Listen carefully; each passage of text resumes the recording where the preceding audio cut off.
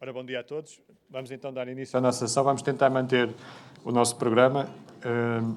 Eu peço que tomem os vossos lugares.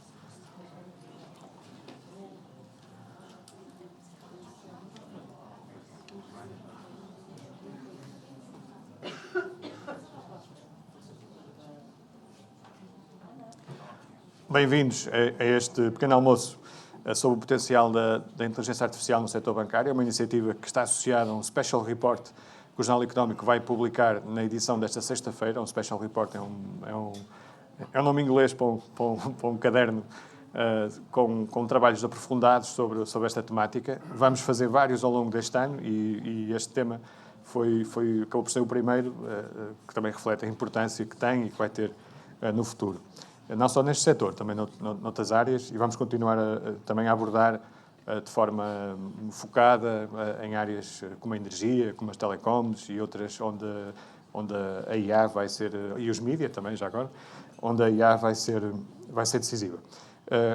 O nosso pequeno almoço está estruturado de forma muito simples. Temos uma intervenção no Keynote Speaker que eu vou apresentar de seguida, e depois temos um painel que conta com um ilustre leque de oradores que de seguida apresentaremos, e que é um painel que estará aberto também depois no final à audiência. Ou seja, a ideia é que estes encontros sejam no fundo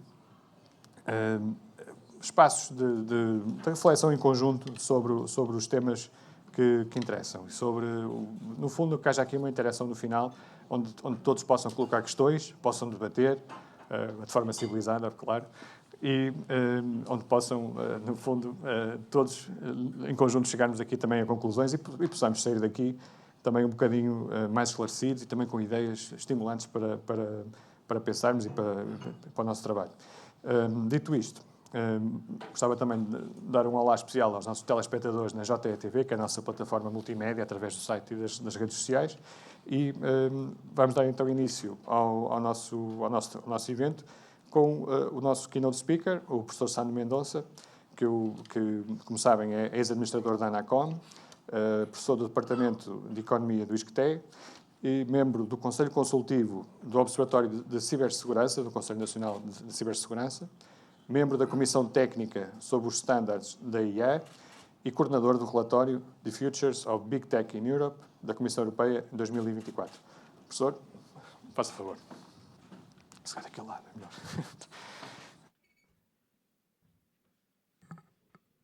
Ora, viva, eu acho que eu preciso aqui do comando.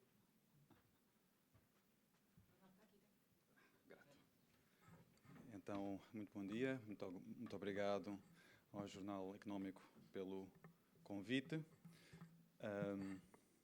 Eu estava a dizer aqui ao Filipe que eu espero ser breve, mas dá azar quando a gente diz isso, não é? Então vamos tentar cumprir. Eu estarei aqui a tentar facilitar a entrada no tópico, tentando assentar em alguns pontos cardeais da matéria, que está em grande efervescência, como nós sabemos, e eu queria fazer só um ponto preliminar, mostrando quão determinante foi o ano que passou. Foi um ano marcado pela entrada em linha massivamente de ferramentas para uso público que se tornaram virais e depois que se tornaram também alvo de referenciação pelos órgãos informativos das nossas áreas, tanto lá fora como cá, com, aliás, grandes trabalhos de jornalismo feitos cá em Portugal sobre esta matéria, muito bons para a literacia, que é importante e que seja distribuída na população e pelos setores. Mas 2023 foi também marcado por um conjunto de estímulos regulatórios e uma grande convergência de esforços ao nível, geograficamente tudo com grande impacto mais no hemisfério norte e com grande pompa e circunstância na União Europeia, mas também com muitas iniciativas transversais, também no Hemisfério Norte, entre vários países em que destacou-se no contexto do G20, G7 também, o Japão, com a iniciativa de Hiroshima, e houve tentativas também em países como o Brasil e ultimamente tantos sinais de retoma desse esforço. E há diferenças entre aquilo que são blocos polarizantes dessa tal configuração de regras. Nós poderíamos dizer que nos Estados Unidos pode haver um enviesamento à inovação, vamos ser simpáticos, no fundo, muito utilizando a linguagem deles, pro-business. Na Europa, nós vemos um enfoque procedimental nas regras e vejamos em inglês, AI Act tem 457 páginas e ele agora está finalmente, de forma final, disponível no site da Comissão Europeia. Aí o enfoque é sobretudo o risco, sobretudo os direitos. Na China, um país pioneiro na regulação das plataformas e um protagonista também na investigação e na inovação da IA, nós vemos o que possa ser denominado como um enfoque na proteção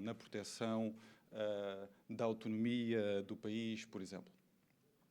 Portanto, estes trabalhos agora estão disponíveis, estão a ser, neste momento, uma base de onde partimos para o novo cenário. Ainda ontem, primeira página do Financial Times, uma peça, eu diria, promovida para dar um sinal aos decisores de uma iniciativa que, apesar de muitos sinais de nova Guerra Fria, há a tentativa ainda assim de estabelecer colaboração entre, sobretudo, os Estados Unidos e a China, se traçarem, as palavras são deles, linhas vermelhas sobre até onde pode ir a inteligência artificial naquilo que são riscos até para a própria humanidade. Ora, isto é um tema recuperado, depois de, há um ano atrás, sensivelmente, muitos capitães de indústria terem sinalizado esta necessidade de haver um conjunto de salvaguardas para proteger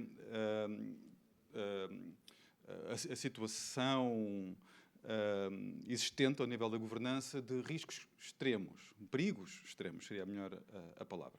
Portanto, isto tudo está a evoluir, não apenas na tecnologia, mas na governança, o que significa que há aqui um mix bastante intenso e altamente consumidor de atenção. Eu falando com peritos, basta pestanejar, ou seja, eu reúno com uma pessoa que esteve em viagem, a pessoa já está um bocadinho perdida. E essa pessoa é, para dar um exemplo, um referente mundial. Viajou, já se sente que pestanejou, que perdeu a agenda.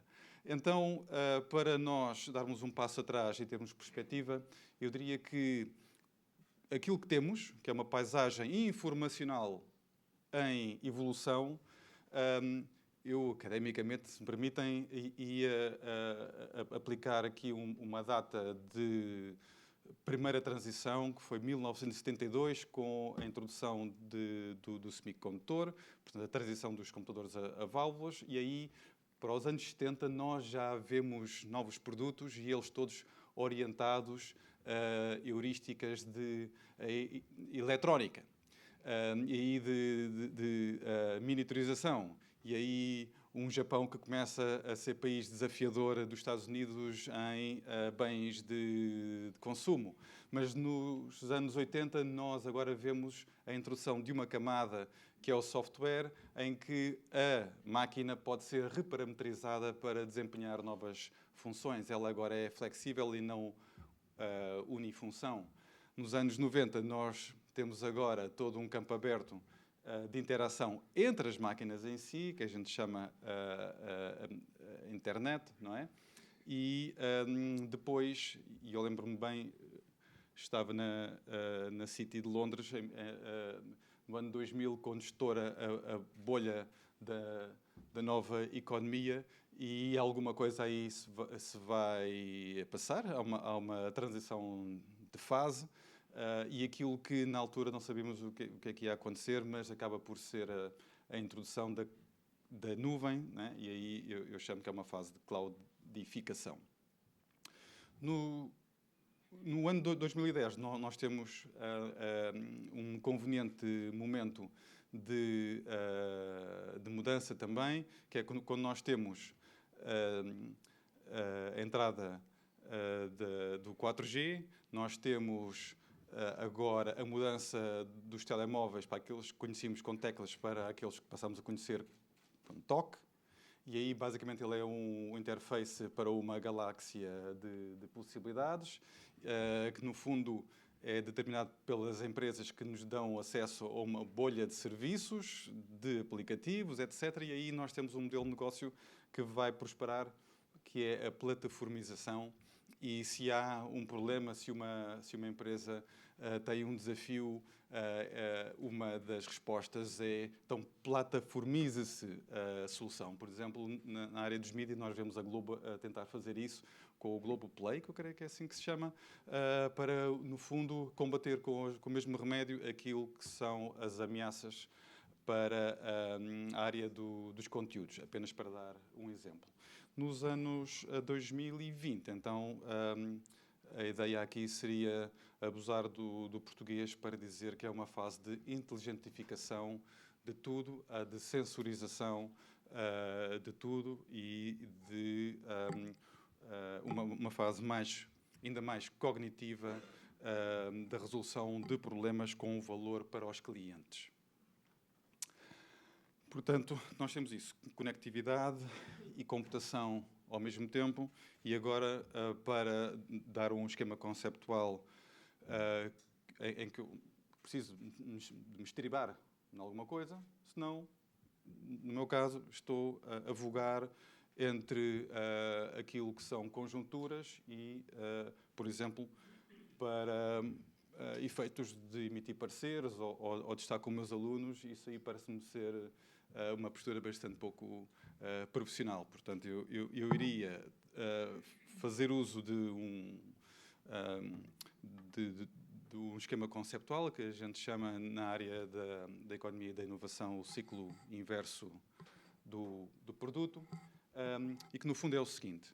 Nas áreas da indústria transformadora, tipicamente nós temos que, vejamos um caso clássico, introduz-se um novo produto, seja o telemóvel, o mais fácil ainda, o automóvel, e o automóvel ao início do século XX, bom, ele tem 3 rodas, ele pode ter um motor a vapor, ele tem a roda que gira atrás, etc. E só depois do modelo T é que nós percebemos, há uma configuração de consenso, existe agora algo que a gente percebe que é um carro, e a partir daí vai ser um combate entre as empresas que vão produzir aquilo que os consumidores já percebem por ser um carro. O combate vai ser pelo custo, não é?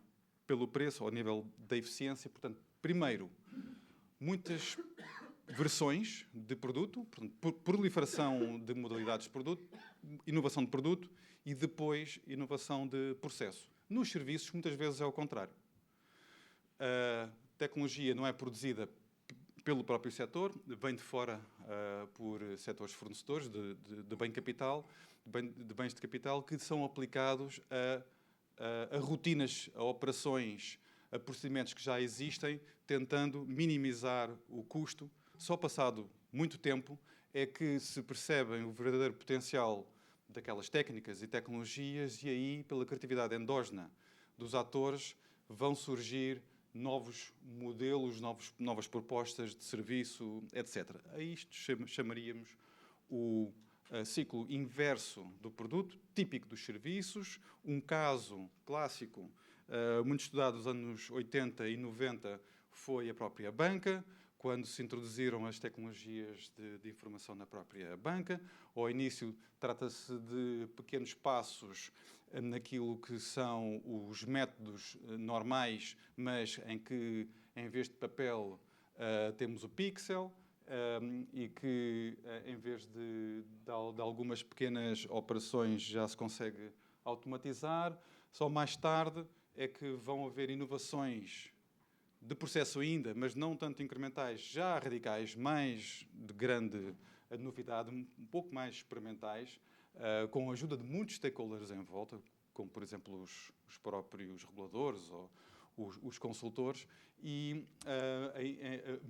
mais tarde é que se introduzem inovações de produto, e aqui definindo produto na área dos serviços não é assim tão fácil, mas que afetam a experiência, não é, percebida pelos consumidores. Portanto, esta é uma maneira como nós podíamos chegar ao debate. Primeiro incremental, depois radical, primeiro de processo, depois de produto, porque ainda estamos perante um conjunto de vozes que tentam distinguir os principais perfis dos desafios e das soluções. Por isso nós temos novamente uma bolha de consultoria em volta da IA. Hoje em dia a própria consultoria baixou muito os custos, porque nós imaginamos que parte destes relatórios já são feitos de maneira assistida, vamos ser simpáticos, pela própria IA. Portanto, não falta agora conteúdo sobre isto. Nós, continuando agora naquela dinâmica que tínhamos, que era dando um passo atrás, mas ganhando balanço e para a frente, é possível, olhando para todos aqueles relatórios que nós, na gíria, dizemos que é literatura cinzenta, portanto, não é literatura validada, é muitas vezes literatura auto-interessada, na persuasão, no conseguimento de clientes, etc. Retórica da área da consultoria.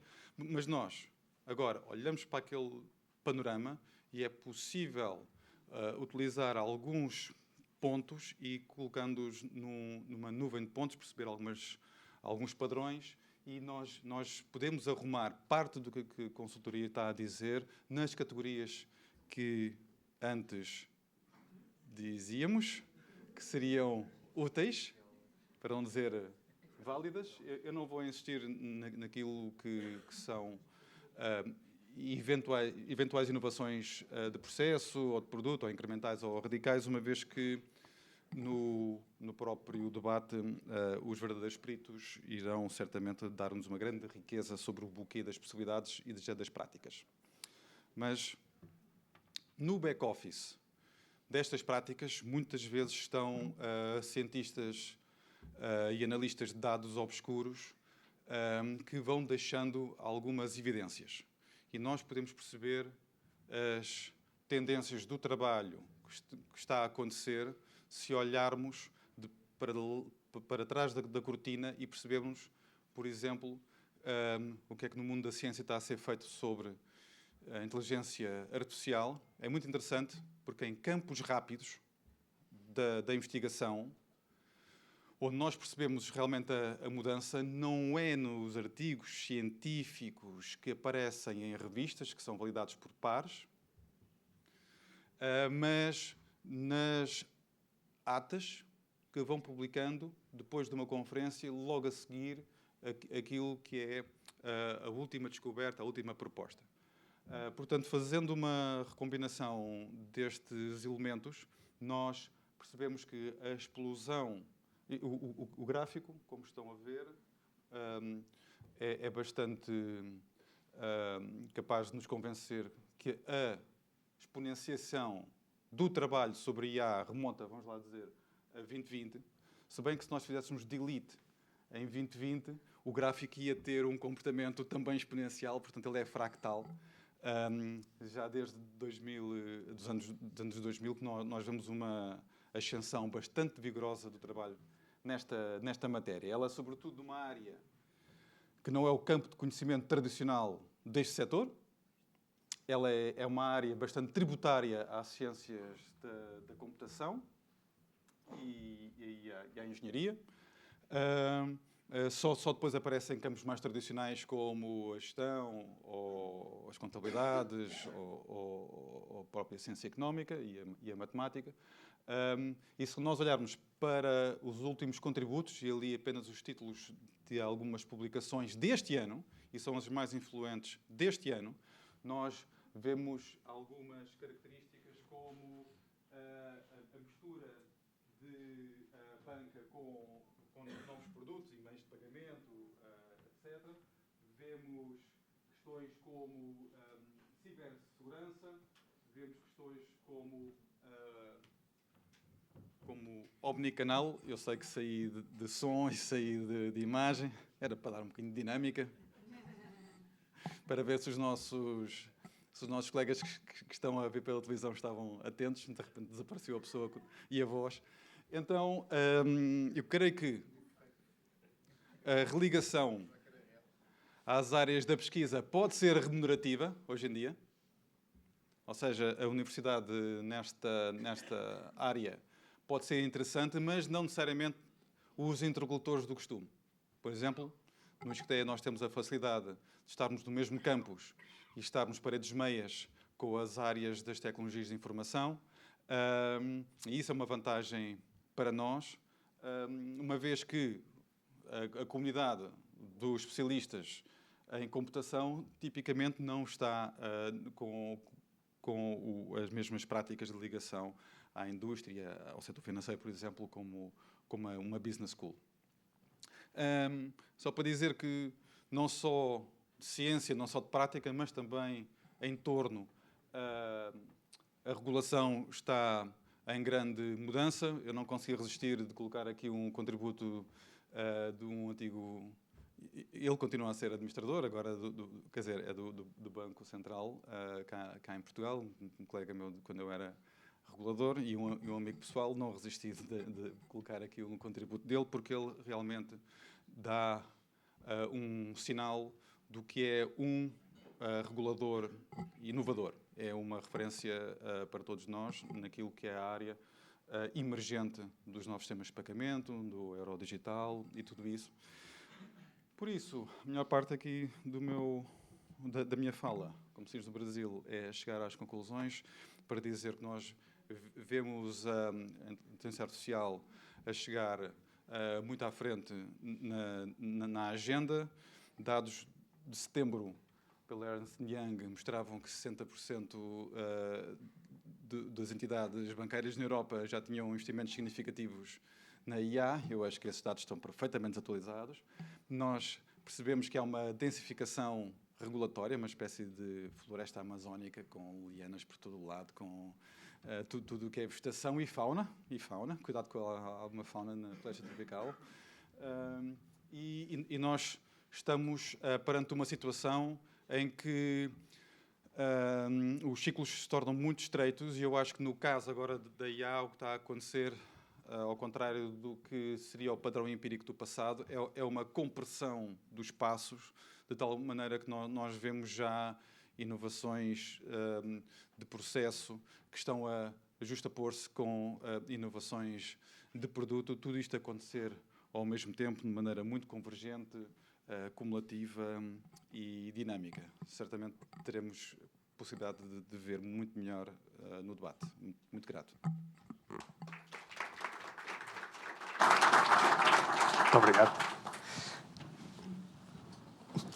Ora, muito obrigado, professor Sá de Mendonça, por esta intervenção que certamente deu pistas para o painel que se vai seguir. E eu passo a apresentar e a convidar os nossos oradores a tomarem os seus lugares no painel. Temos António Ramalho, gestor, chairman da Toro Capital Partners, com uma longa experiência na banca enquanto CEO do Novo Banco e de outras instituições. Temos Maria Antónia Saldanha, Country Manager da Mastercard. Ricardo Chaves, diretor do Centro de Excelência em Inteligência Artificial do BPI. Rubens Germano, diretor-geral do Revolut Portugal. E Rui Gonçalves, Partner e Head of Technology Consulting da KPMG Portugal. Eu peço que tomem os vossos lugares aqui no painel. Vou por aqui. Eu vou ficar aqui num cantinho. Não, estejam à vontade, estejam à vontade. Cabemos todos. Cabemos todos. Cabemos todos. Tenho aqui os centímetros aqui do lado. Antes de mais, muito obrigado por terem aceito o convite para estarem aqui hoje connosco. Tal como eu disse há bocadinho, no final deste painel vamos ter... peço desculpa, está aqui a fazer o áudio, aqui algum ruído. Vamos ter 10, 15 minutos para questões da audiência, portanto, depois estejam à vontade para questões que queiram colocar ou comentários, desde que sejam breves. E eu gostava de começar por vos perguntar, tendo em conta a vossa experiência e o conhecimento que têm do setor financeiro, especificamente, onde é que vai estar a criação de valor permitida pela IA, na vossa opinião? Em que áreas específicas, em que segmentos e em que funções, naturalmente? António.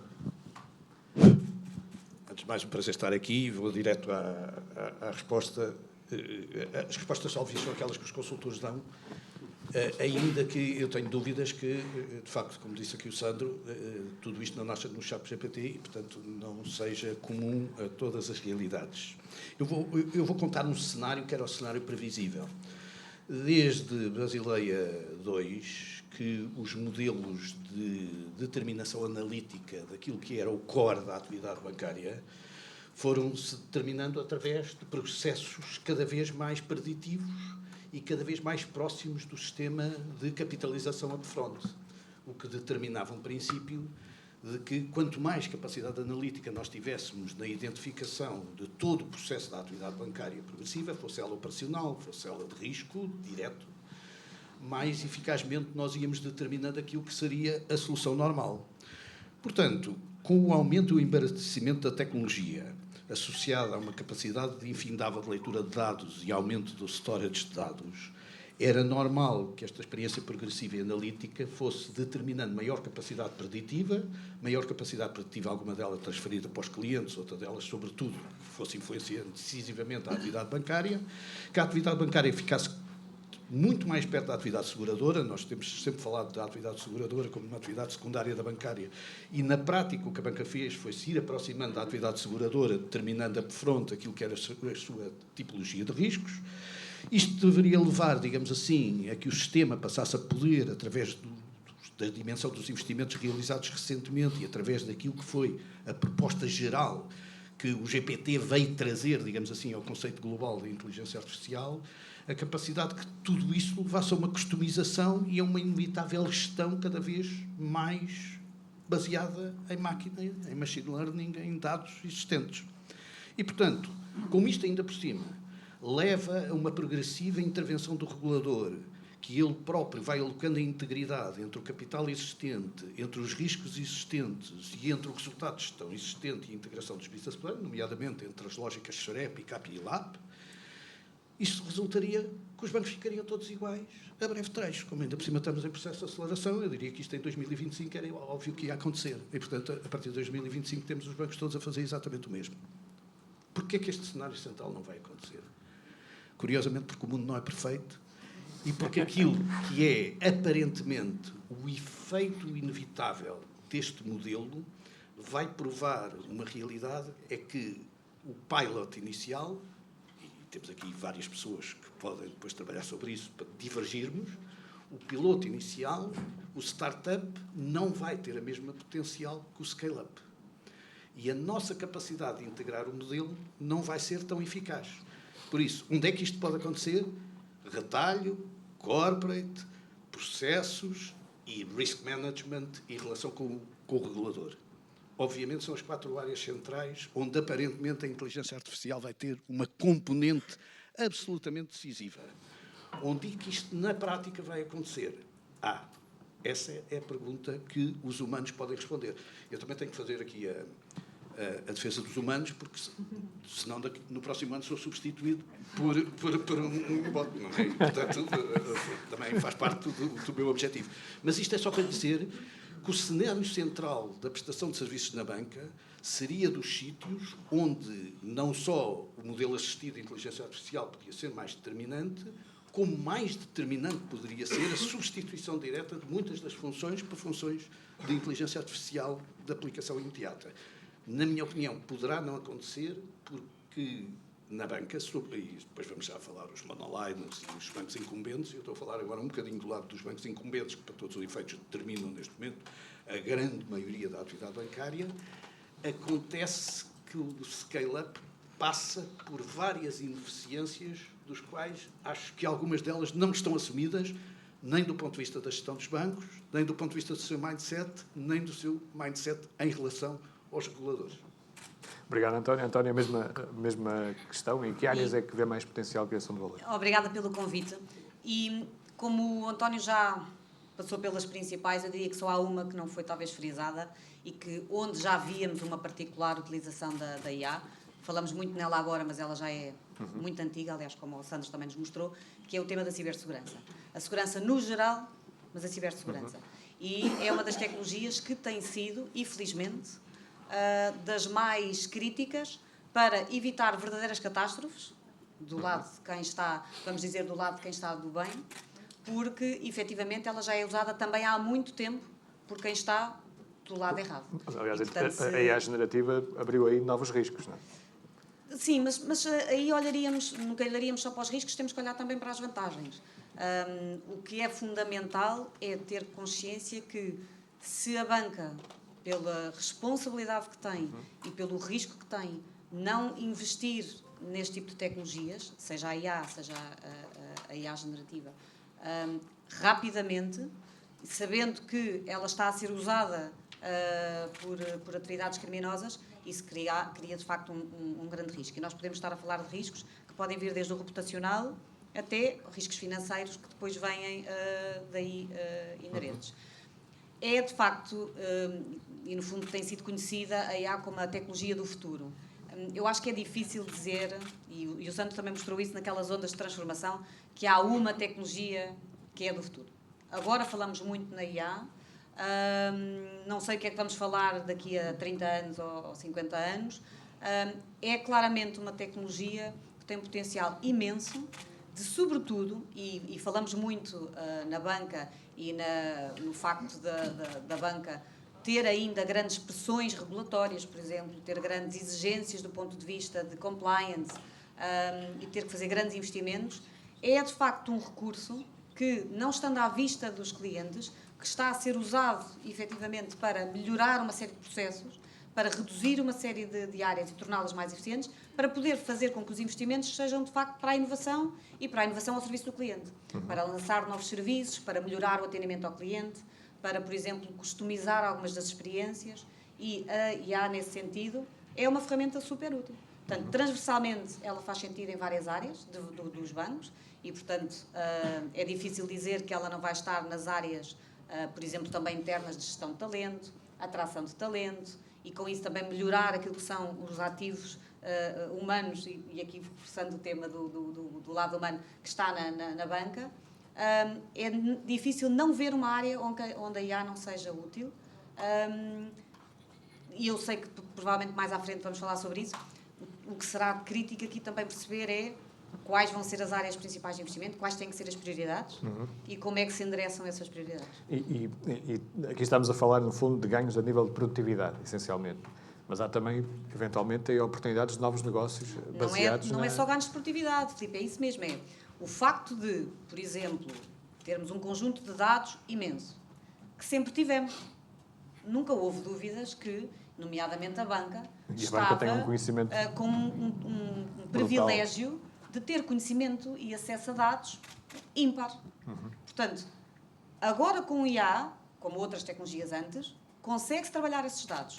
E esses dados trabalhados podem ser usados ou para desenvolver novos serviços, ou para melhorar serviços atuais, ou para desenvolver novos modelos de negócio, de facto, para, no fundo, reformular alguns dos serviços que estavam a ser prestados.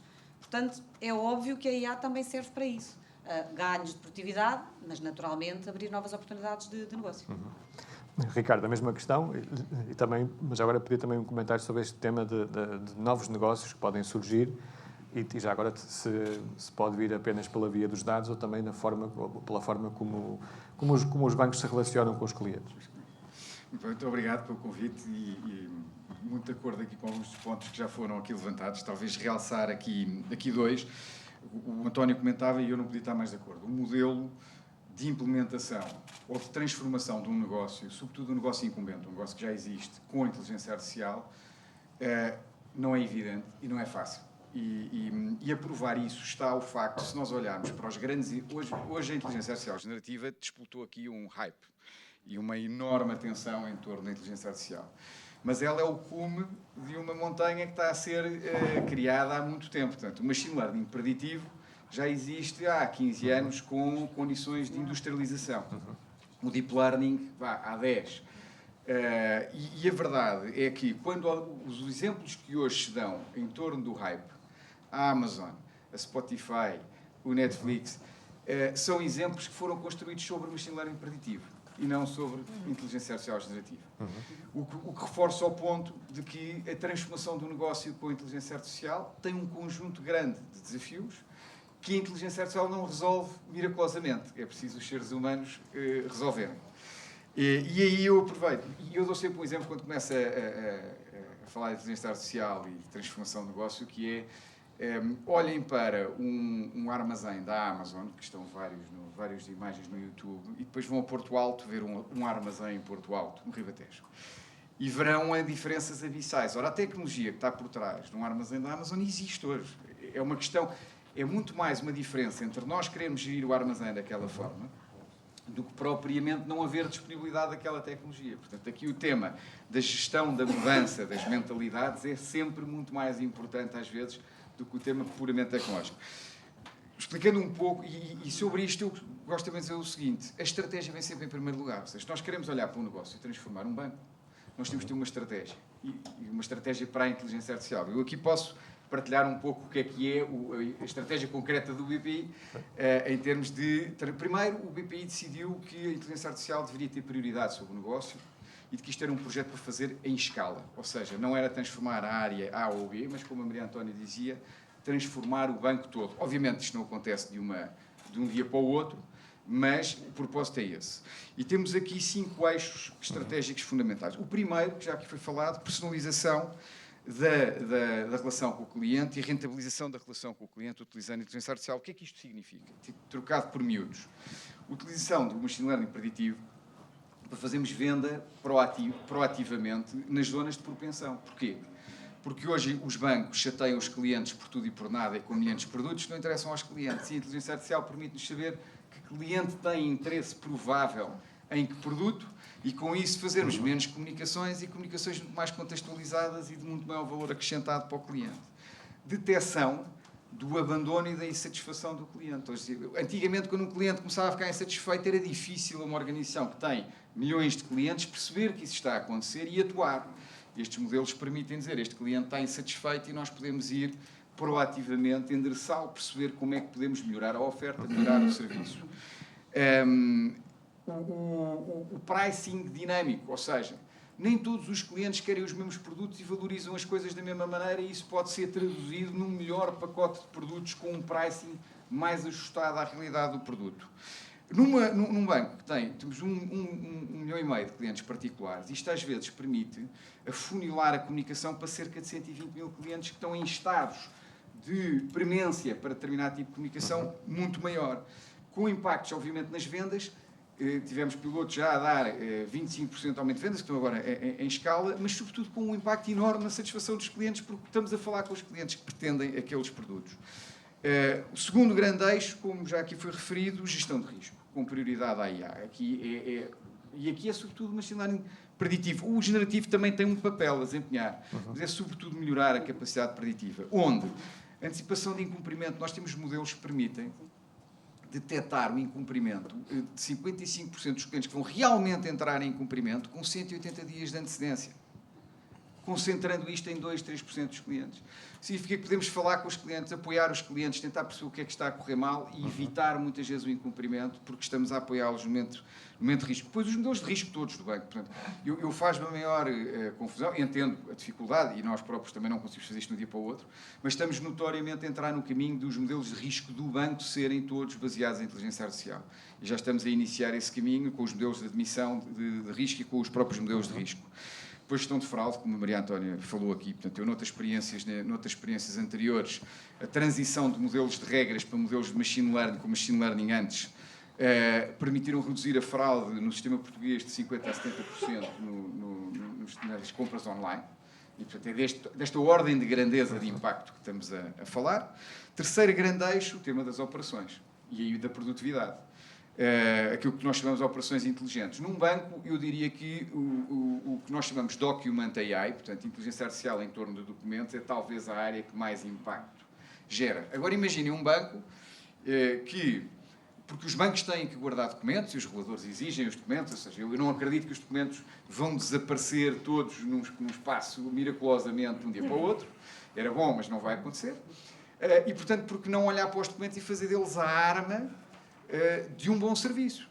Em que dizemos assim, mas se o cliente nos dá o cartão de cidadão, uma cópia do cartão de cidadão, da declaração de IRS, de um conjunto de certidões, porque é que a seguir ele tem que preencher um conjunto de formulários? Ele ou qualquer pessoa no banco. Porque é que não temos um processo que tudo ele é organizado em torno de recepção dos documentos, validação se estão lá todos, estão em condições de ser arquivados, extrair os dados, preencher e o próprio sistema processo extrai os dados e liberta ao cliente desse trabalho. E é claramente aí que estamos a trabalhar. Este ano é um ano em que estamos a fazer isto. Em maio devemos estar a levar isto à produção nos primeiros casos, no crédito à habitação.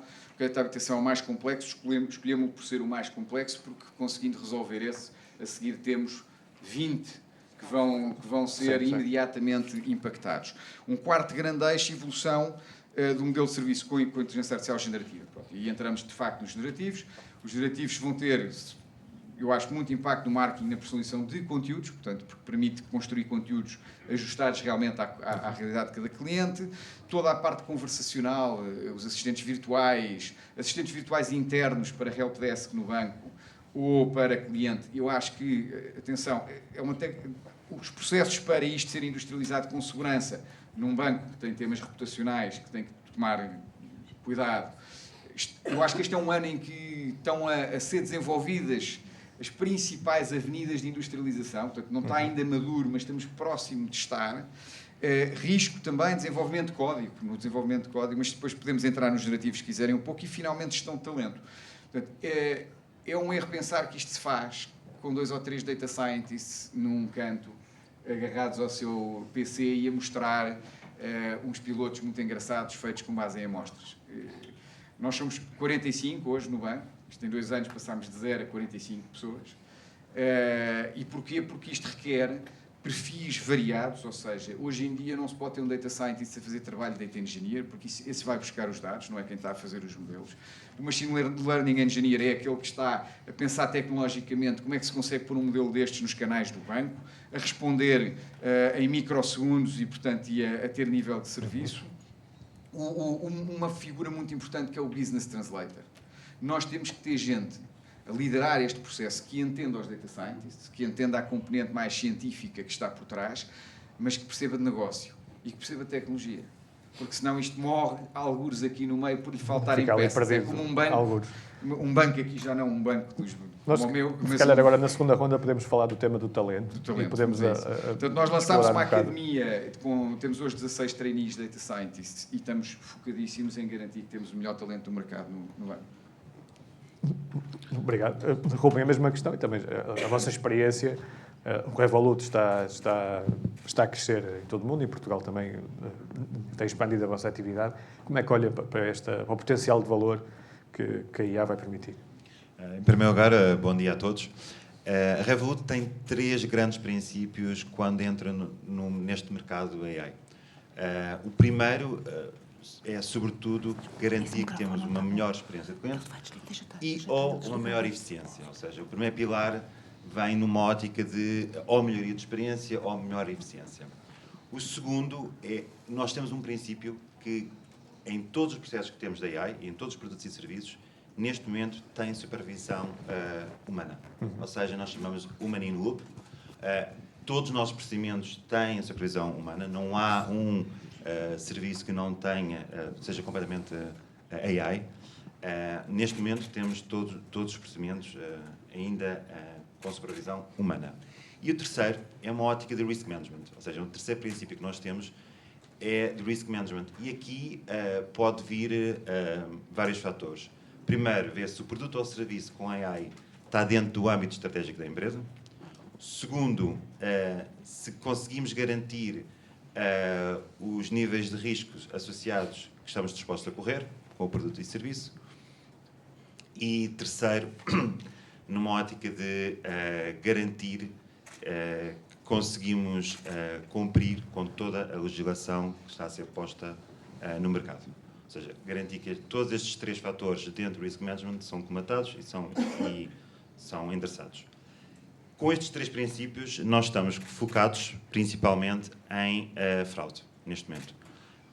A fraude tem sido um tema impactante e não é... aqui é a gestão de talento, mas a gestão de talento com as pessoas que fazem fraude. É do outro lado, também eles usam AI e nós aqui estamos a competir com eles.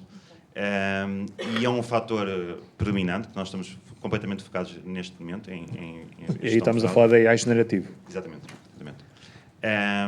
E neste momento introduzimos um produto e serviço que teve uma redução de 30% de redução de fraude com a introdução deste produto em AI, com resultados bastante positivos e estamos bastante contentes com este produto. A nível de outros produtos que estamos a entrar, claro que temos um customer support já com LLM e que muitas vezes consegue fazer processos autónomos, outras vezes passa para um colaborador. E depois também temos, lançamos há cerca de um mês, um robô advisory, aí já entrando num novo negócio, em que ele faz uma gestão e um advisory de investimentos e que cobre uma figa, é como se fosse quase um novo negócio criado pela própria AI. Ou seja, temos vários produtos e serviços que estão a ser criados dentro deste âmbito, dentro destes 3 princípios que definimos. Muito bem, obrigado. E passo a palavra ao Rui, a mesma questão, e pedir até que focasse este aspecto da relação do cliente com a instituição, se deve ser feito com o AI ou as pessoas valorizam falar com pessoas. Obrigado, Filipe. Obrigado pela pergunta, obrigado pelo convite. Ser o último a falar depois de todos estes conteúdos não vai ser fácil, mas falaram várias vezes em consultores, eu sou talvez o único consultor do painel, então tenho aqui alguma equidistância sobre alguns destes temas. Tenho também, e sem fugir à tua pergunta, Filipe, tenho também a felicidade de estar numa profissão que me permite interagir com vários clientes e principalmente desde que criámos o nosso Centro de Competências de Banca aqui em Portugal. Estamos a trabalhar com clientes desde os Estados Unidos, o Médio Oriente, o Cazaquistão, aqui a partir da Fontes Pereira de Melo, e há uma coisa que eu posso comprovar: a excitação e o entusiasmo sobre estes temas são globais. E são clientes que tanto inclui banca tradicional como novos players. Era eu que queria chegar. Nós temos trabalhado muito, tanto no preditivo, como já foi dito aqui, partindo do princípio que estamos a falar de uma indústria que assenta fortemente na utilização de dados, tanto na perspectiva da geração de valor, como também dos desafios que isso representa, nomeadamente quando há muitos anos a banca tenta criar uma visão integrada do cliente com pouco sucesso, convenhamos, com muita dificuldade, até porque muitas vezes estamos a falar de dados, esquece da origem, que é a qualidade do próprio dado, e principalmente para a preditiva. Isso é um desafio que se coloca ainda a muitas organizações deste setor, que é a qualidade dos dados, o governance dos dados. Mas há um facto que, de uma forma transversal, desde a banca de retalho à banca corporativa e até à banca de investimento, nomeadamente o asset management e o wealth management, há um acentuar do foco na utilização, nomeadamente da generativa, depois de muitos anos estamos a trabalhar com a preditiva e que agora ainda é muito numa perspectiva, utilizando aqui o jargão do downstream, de muitas outras coisas que se fazem, criar aqui um chat GPT, entre aspas, para gerar informação e para criar conteúdos, mas a expectativa, e começamos a ver isso com alguns clientes, a expectativa é que mais que downstream, ou seja, como o fim de uma cadeia, a inteligência artificial generativa seja utilizada em combinação com outras tecnologias, como de facto como um motor transformacional do negócio. Uma coisa é certa, o modelo operativo está a ser fortemente impactado pela incorporação efetiva deste tipo de tecnologias nos processos. Mas no final do dia, quem o faz de forma eficaz e de forma eficiente e procurando criar valor acrescentado, estamos a assistir a um ciclo, digamos, ainda mais relevante no impacto para a criação de valor do que foi o ciclo da automação, onde se cometeram muitos erros, automatizaram-se processos que não precisavam sequer de existir. Não é? Agora, eventualmente, estamos a colocar a inteligência em processos que não precisavam de existir e que estamos a torná-los inteligentes, o que acaba por ser mais assustador, e em vez de criar eficiência, está a criar ineficiência. Mas a questão aqui é, de uma forma transversal, este entusiasmo com a inteligência artificial que foi gerada pela generativa, não é? E não só pela capacidade de interagir com os LLMs, que tornou a coisa muito acessível a toda a gente, está de facto a entrar nos modelos de negócio e muitos dos incumbentes, mais do que os neobancos digitais, estão a ter desafios de equilíbrio de cultura. Há pouco falávamos no início, no pequeno almoço, falávamos de um banco norte-americano, de um banco com que nós estamos a trabalhar aqui, a partir de Lisboa, que é um banco muito focado em clientes particulares e que não quer uma automação digital de todos os seus processos. Não quer perder, ao longo do processo, nomeadamente os processos core de banca, de onboarding, de lending, de originação de crédito, até de collections, não é? Já se falou aqui, não quer perder o toque humano. Há pouco o António falava desse desafio também dos bancos se diferenciarem. Pode passar por aí? Se todos usarmos o ChatGPT, não vai haver diferenciação nenhuma, porque vão todos usar a mesma base informacional e efetivamente, o que poderá fazer a diferença é um humano que interage com o ChatGPT. E a forma como tira partido disso, já se falou também sobre o talento, mas isso imagino que é uma questão que... No fundo, isto é usar a tecnologia, como dizia há pouco o Ricardo, para construir uma melhor relação com os seus clientes. Uma relação personalizada e até entre humanos. Eu gosto da perspectiva do humano aumentado. Ou seja, do humano que, para além de ter outros humanos para poder trabalhar em conjunto e criar mais valor, tem novas ferramentas que, de uma forma circunstancial ou de uma forma estruturada e sistematizada, isto é que é o grande desafio para as empresas, nomeadamente para a banca, incorporá-las de forma standardizada e sistematizada nos seus processos de negócio, para não ser uma coisa criativa de alguém muito específico que o faz, porque tem mais proatividade para fazer do que de facto ser uma cultura de trabalho. Digamos que o humano aumentado pode trazer vantagens desde a relação com o cliente até às transformações do back-office e do middle-office. E aí a minha opinião é que é transversal. Pegando nesta ideia do humano aumentado, isto tem necessariamente obriga a ter o talento certo. O talento é o elemento fundamental num roadmap bem sucedido de adaptação à IA. Não, é estratégia. O talento é uma das parcelas, digamos assim, do elemento central. Eu diria que, ouvindo as pessoas que estão aqui à volta desta mesa, parece que até estamos todos mais ou menos de acordo. Mas, se calhar, estamos todos mais ou menos de acordo nas dúvidas que temos. Porque, na prática, primeiro estamos a viver um momento... Deixe-me pôr aqui 3 pontos que é fundamental. Primeiro estamos a viver um momento que é um momento muito emocionante, porque estamos todos na base do investimento. O investimento permite-nos 2 coisas. Permite-nos, por um lado, com a generativa, ter, eu vou dizer uma expressão que não devia dizer, branqueado a preditiva, isto é, tornámos a preditiva uma evidência. Portanto, agora podemos trabalhar com a preditiva de uma forma absolutamente segura. Quer dizer, vamos a qualquer... Já sabemos exatamente qual vai ser o risco de crédito de habitação nos próximos 20 anos. Não há dúvida nenhuma. Qualquer banqueiro neste momento está satisfeito com isso. Ponto 1. Mas, segundo ponto, que também é muito importante sobre esse aspecto, é que estamos a fazê-lo basicamente no modelo em que a Europa será liderante, porque na base do relacionamento de retalho, os Estados Unidos são um fraco player. Isto é, o nível de atividade bancária prestado ao nível dos Estados Unidos é um nível de atividade bancária de baixa qualidade perante aquilo que são as exigências do consumidor europeu. E, portanto, estamos a tentar trazer essa realidade para a nossa realidade europeia de uma forma muito criativa, não sendo nós, obviamente, quem desenvolve mais toda a tecnologia, digamos assim, da generativa, porque essa está a ser desenvolvida nos Estados Unidos para outras funções. O que não temos é business case tão claro nesse elemento. Isto já não se aplica tanto a corporate, mas aplica-se muito ao retail, que é um elemento fundamental. Segundo ponto, que é fundamental perceber, é que se de facto a função da banca, e eu começo a achar que finalmente estamos todos a assimilar que a função da banca é comprar e vender risco, porque durante muitos anos achámos que era transferir poupança para investimento, quando não é, e nunca foi transferir poupança para investimento, foi sempre comprar e vender risco.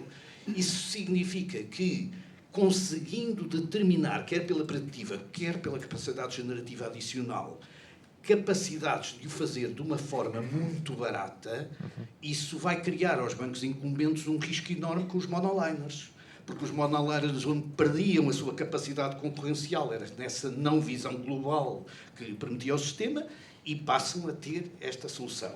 Mas o terceiro ponto, que era aquele por onde eu comecei, é que estamos na fase do entusiasmo, da excitação do investimento. E o que eu vou dizer é pôr um bocadinho água na fervura. É que a atividade de sucesso numa indústria madura, como a indústria da compra e venda de risco, está no custo. E na redução do custo, para que essa redução de custo seja um instrumento de marketing adicional para conseguir colocar nos clientes ao preço mais adequado aquilo que é o produto que nós colocamos.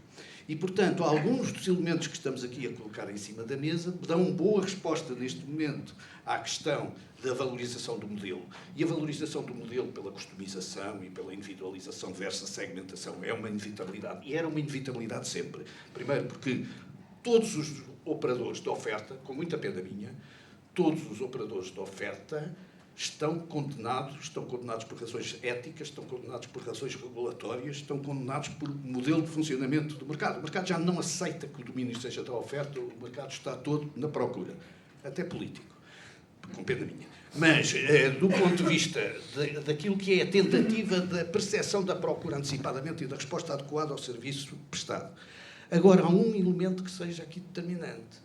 É que eu não sei até que ponto é que aquilo que depois acontece na prática em relação ao comportamento customizado das pessoas, até porque nós somos muito especialistas em storage de dados de fraca qualidade, como o Rui disse muito bem, fraca qualidade, mas muito comportamentais e muito atuantes, mas, por exemplo, não fazemos nenhum uso da IoT. Nós somos fraquíssimos em IoT do ponto de vista de serviços bancários. Portanto, há muitas coisas que nós não dominamos do ponto de vista da compreensão do cliente, movimentos, reflexos, até porque a proteção de dados também nos limita, etc. E o que acontece, basicamente, é que há uma parte de sonho na relação com o cliente.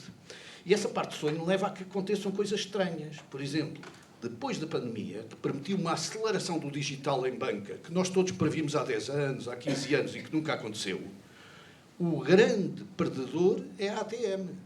O grande perdedor não foi o balcão nem a relação pessoal. O grande perdedor foi o ATM, que baixou completamente a sua utilidade. Toda a gente passou de todos os modelos para mobiles, mas a verdade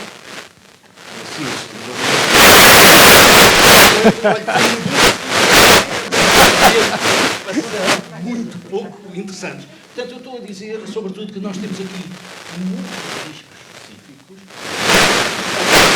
Não vou falar agora, ainda tenho uma terceira ronda. Peço para fazer uma pergunta, que é o aspecto do regulador. Sim, ainda vamos ter tempo. O regulador é um elemento aqui determinante, porque a nossa atividade bancária é uma atividade fortemente regulada. Ainda vamos ter tempo para isso.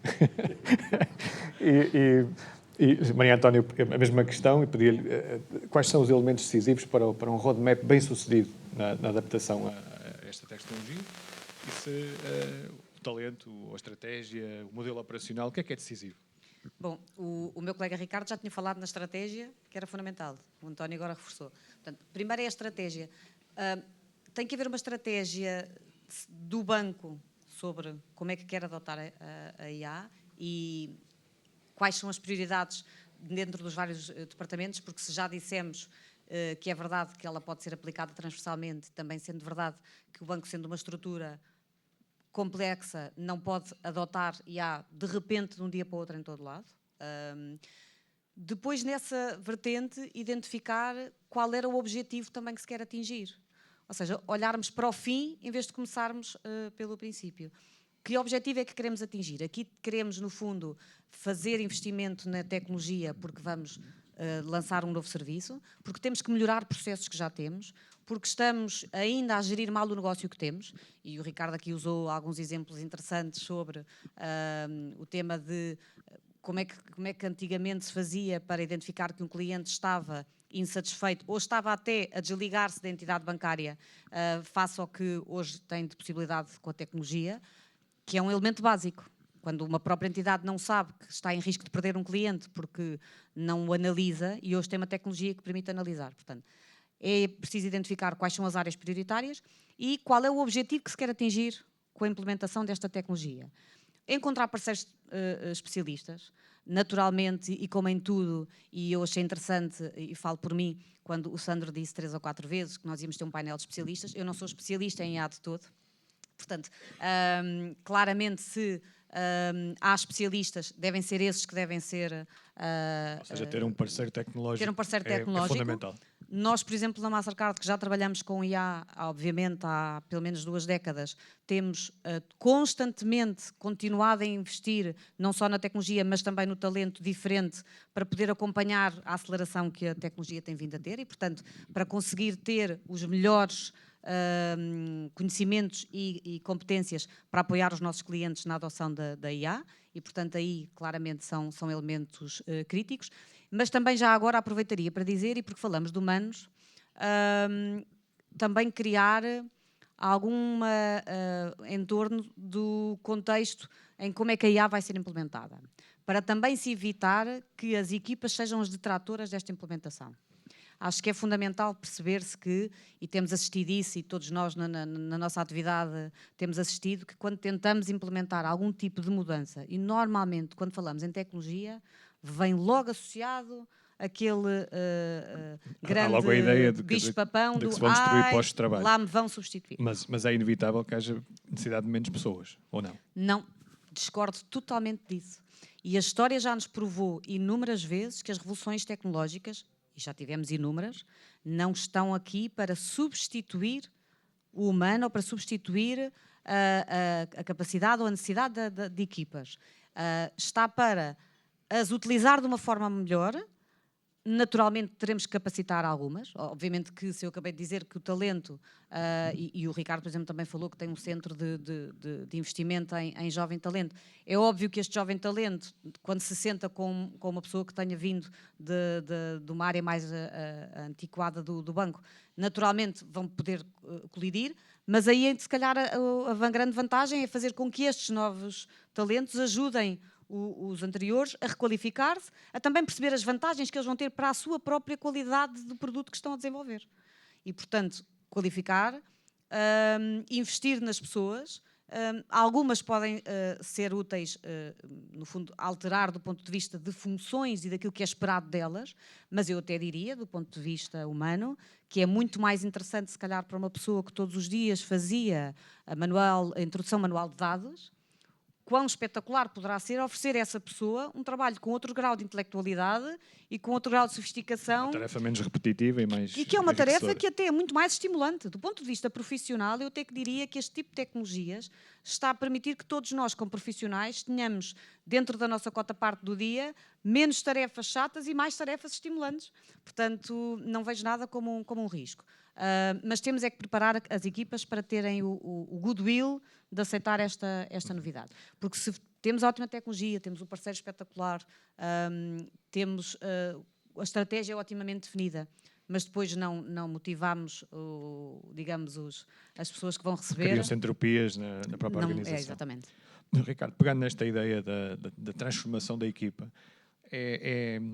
é útil, por exemplo, como dizia a Maria Antónia, colocar pessoas que têm novas profissões, data scientists e outras tarefas que estão a surgir, com os colegas que vêm de outras tarefas do passado, é bom para fazer essa transformação ou outras formas?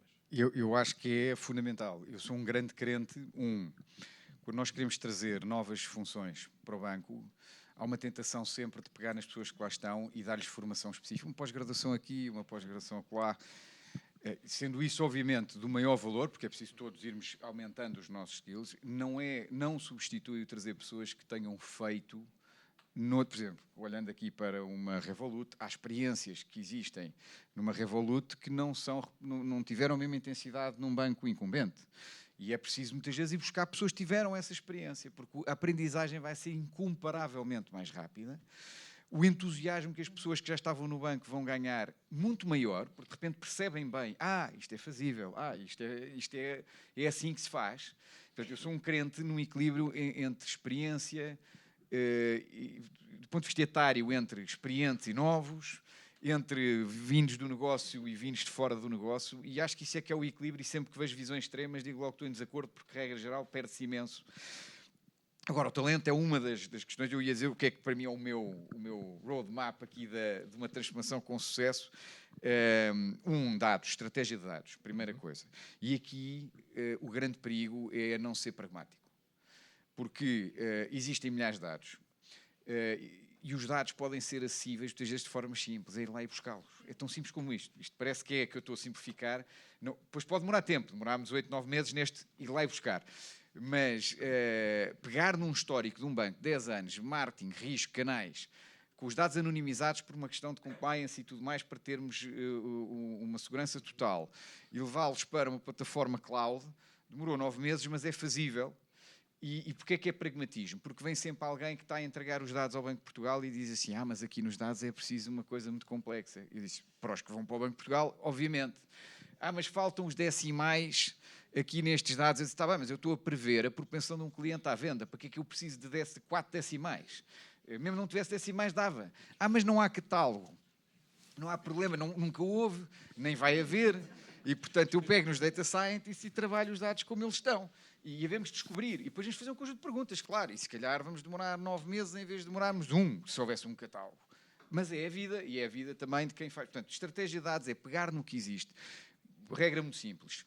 Os dados não estão perfeitos. Relativamente ao passado, já não vão ficar melhores. Portanto, eles são os que são. Portanto, vão buscar o que existe e transfiram-no para onde? Segundo ponto, uma plataforma escalável. Eu aqui tenho uma inclinação total para a cloud. E como disse, quando fui visitar o CaixaBank, nós pertencemos ao grupo CaixaBank, eu disse, entre Google, Azure ou AWS, qualquer uma está ótimo, porque todas elas têm, provavelmente não são completamente iguais, mas todas elas têm características suficientes para se fazer isto em escala. O que é fazer em escala? É conseguir fazer um modelo que depois pode ir para todos os canais do banco, pode servir milhões de clientes a entrar diariamente. Isto tem que ter APIs, tem que ter processos à prova de bala, tem que ter um local onde nós monitorizamos a qualidade dos modelos em produção. Se o modelo de repente começa a decair, temos que poder desligá-lo, temos que poder ir atualizar o modelo, temos que poder fazer um conjunto de atuações. Portanto, isto passa a ser uma área de desenvolvimento, para ser uma área de operações no banco, que impacta um conjunto enorme de processos e, portanto, tem que ter uma plataforma capaz de fazer isto industrialmente. Depois de talento, obviamente, e eu já disse há pouco, mas reforço, equipa, também ela em escala, com os diferentes perfis. Porque aqui um data scientist a fingir que é data engineer dá sempre mau resultado e é lento. Um machine learning a inventar modelos também não aconselho. Um machine learning engineer a inventar modelos também não aconselho. Agora com os generativos as funções estão a mudar um pouco, temos de estar muito atentos a como é que estas equipas devem evoluir. Os business translators são fundamentais, tem que se investir muito neste grupo de pessoas de negócio que conseguem dialogar com todas as áreas. A Maria Antónia falou num tema fundamental, parceiros especialistas, outra coisa. Quando digo que nós somos 45, não somos todos do banco. Estou a incluir a minha equipa diária e onde há parceiros especialistas diversos. Depois, já falei também, mas novamente, estratégia. Na estratégia só reforçaria 2 pontos. Primeiro, eu, quando era ainda consultor, nos idos de 2014, 2015, costumava dizer que para se fazer isto, o ideal era começar pequeno, um caso de uso aqui, e depois outro, e depois outro. E hoje em dia estou em desacordo comigo próprio dessa época. Acho que há uma diferença muito grande. É que naquela altura ainda era necessário escolher muito bem os casos de uso para ter a certeza que teriam impacto. Hoje em dia, vamos a um ChatGPT ou à internet ou à Google e facilmente encontramos para cada setor 100 casos de uso com testemunhas de que tiveram impacto. Portanto, é um dever para se fazer esta transformação definir um portfólio, dizer assim, uma coisa em escala. Hoje em dia fala-se muito nos domínios, é outra forma, mas eu diria, independentemente da metodologia, mostrem à Comissão Executiva algo em escala. É possível fazer 50, 60, 70 coisas. E dessas depois escolhem quais é que vão, por onde é que vão começar. E depois, com isso, tentar ter, segundo o tema da estratégia, tem que haver aqui um envolvimento top-down da estratégia. Quer dizer, isto é para passar a ser o elemento-chave da transformação do banco. Porque senão isto não, também tem dificuldade em acontecer. E depois, fica aqui um último elemento, que para mim é sempre onde... Eu quando ouço as pessoas a dizer a dificuldade é esta, a dificuldade é aquela, regra geral, que estão em diferentes fases do processo. Todos nós acabamos a dizer que a dificuldade é a gestão da mudança. Portanto, aspecto que a Antónia falava. É fundamental. Eu acho que aqui há 2 ou 3 truques que se podem usar, mas não há receitas milagrosas e vai depender muito de cada empresa e da cultura de cada empresa. O truque, se calhar, um truque que eu recomendo é comecem com um modelo centralizado, uma equipa central, em escala, mas para conseguir trazer modelos em quantidade suficiente, trazer a base para se acreditar nisto. Porque quando há 30, 40 casos de uso a funcionar, mais ou menos implementados, começa-se a acreditar nisto na empresa. E depois, obviamente, com o modelo centralizado não é o ideal para depois transformar uma organização complexa em escala, temos de evoluir para um modelo mais descentralizado, mais federado. É um bocadinho nessa fase em que nós estamos aqui. Preparem-se para o sim, mas, portanto, eu acho que há um tema. Esta inteligência artificial cria nas pessoas um sentimento de incerteza grande para o futuro, da sua função, da sua utilidade. As pessoas sentem que se nós estivermos no marketing a explicar o espetacular que isto é para Dynamic Pricing, as pessoas de pricing estão com aquele sorriso agridoce para nós. Que interessante que isto é. E o meu know-how fica democratizado aqui numa peça de software. E, portanto, aqui focaria finalmente 2 temas que estavam nas perguntas anteriores. A transformação do papel das pessoas. Portanto, nós temos que comunicar que isto transforma o papel das pessoas, as pessoas continuam a ter um papel importantíssimo na organização. Portanto, o humano aumentado é uma boa imagem. Fazer pricing com recurso de inteligência artificial permite-nos vender muito mais, capturar muito mais clientes. Portanto, um banco que tem hoje 11% de cota de mercado, poder tornar-se num banco que tenha 20% amanhã, é um valor acrescentado para toda a gente. E o número de pessoas que um banco precisa quando é maior é eventualmente o mesmo ou mais. Portanto, nós não podemos olhar para esta equação retirando-lhe a componente de ambição e crescimento, porque senão estamos a resolvê-la sempre no ângulo errado. Há muitos papéis que hoje não existiam e passam a existir. Por exemplo, quando eu estava a dizer que há um modelo que permite antecipar incumprimentos, isto é uma função que o banco não tinha. Passa a ter. Alguém tem que ajudar os clientes então a não entrarem em cumprimento. O controlo é toda uma nova função dentro de um banco que amanhã tem 500 modelos a gerir processos, precisa de uma área de controlo completamente diferente daquela que tinha anteriormente. E, finalmente, as pessoas que libertam o tempo no banco, que são libertadas para isto, temos o tema dos novos negócios. Portanto, o BPI, em particular, tem investido num conjunto de novas áreas exploratórias, lançou agora o Pulso para PMEs, uma aplicação que permite unir as várias contas, temos o Diverse para NFTs, temos o Metaverso, temos a All-in-One, onde há um ecossistema de parcerias para produtos não financeiros enorme. Os próprios produtos financeiros, eu às vezes digo, quando estou a dar hoje em dia umas aulas de inteligência artificial, digo sempre, olhem para a Amazon em 2000 e para um banco em 2000. A Amazon sabia que livros as pessoas compravam quase sempre técnicos, e porque definiu que iria crescer na base da inteligência artificial, acabou a servir-nos em praticamente tudo em casa. Porque apostou em conhecer profundamente aquilo que lá estava de conhecimento sobre os clientes. Um banco já sabia imenso sobre os clientes e não fez nada com isso. Naquela época passaram-se décadas sem fazer nada com isso. Portanto, pessoas que são libertas de atividades em que realmente se consegue fazer melhor, nós não podemos misturar os problemas. Outras tarefas. Podem fazer outras tarefas, podem desenvolver novos negócios. Rubem, a mesma questão da vossa perspectiva qual é o segredo para um bom roadmap nesta área? É a tecnologia? É o talento? É a estratégia? Foi o meu.